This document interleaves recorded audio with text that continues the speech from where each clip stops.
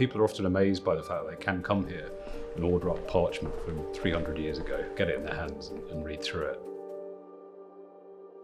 So they're actually really a wonderful combination of not just medical history, but actually also really telling the patient's story. I think it's so rich in that it's sort of like different kind of narrative strands. I think it's such a really useful and kind of vital tool in sort of like looking at the history of HIV.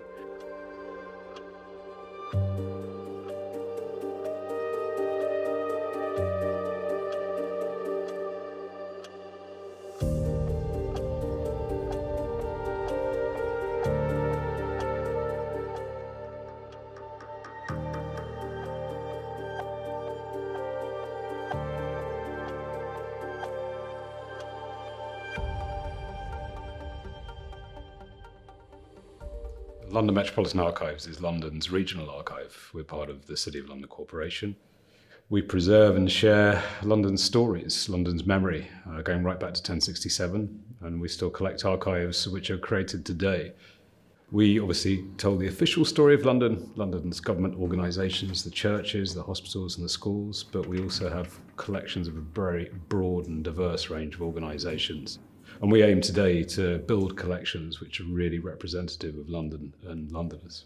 The NHST collection is a collection which contains over 150 hours of footage of interviews with over 100 individuals relating to the history of HIV/AIDS in the UK.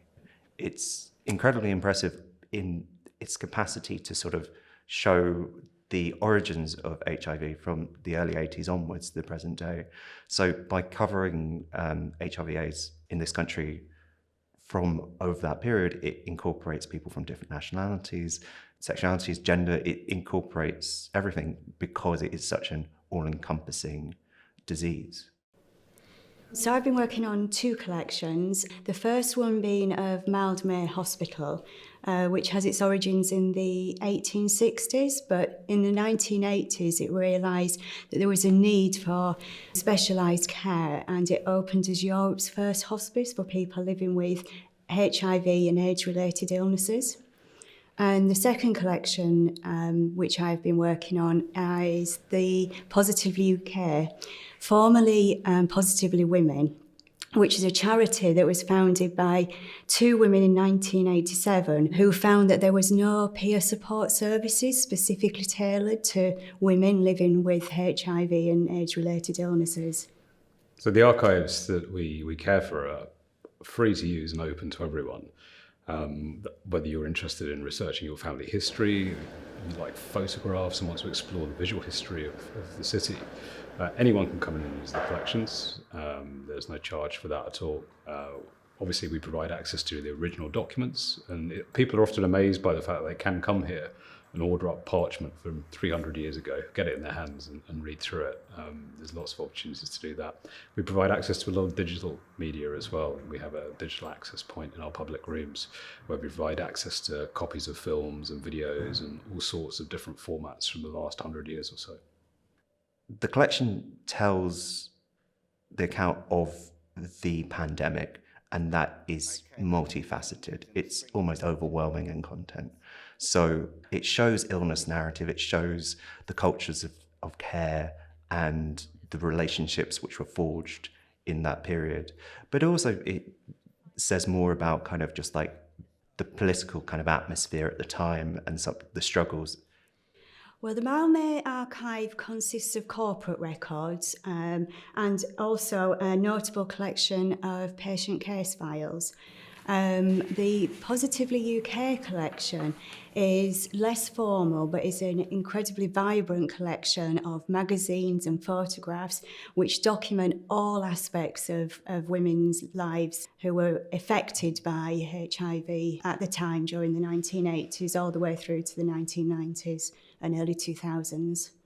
The entire collection is available on our digital media platform, MediaTek, which is a space within the reading room.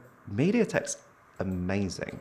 It generally is just really exciting to have a platform where you can search within sort of like filmed interviews. You can use the captions as a way of navigating both within individual interviews, but also the entire collection.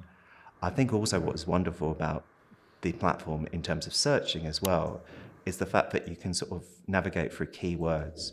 Each keyword also contains a little bit of a sort of like a definition. So people who are coming to the collection and who might not have a great deal of knowledge about HIV, it's just giving someone a bit of contextual information about like, what does it mean to be barrier nursed or double barrier nursed? There will be a definition there. The interviews created by the National HIV Story Trust, the Positively UK collection and records from the Mildmay Hospital. They join collections which we already have at London Metropolitan Archives, which record the history and campaigning around HIV in London, which include Peter Tatchell's collection and records from the Ruckus Federation as well. But the Positive History programme brought together those three collections. Those collections have been catalogued, prepared, and they're basically processed and made ready for researchers to come in and use them. We're really pleased to be involved in the programme, and we hope that we'll have played an important part in preserving these histories for future generations.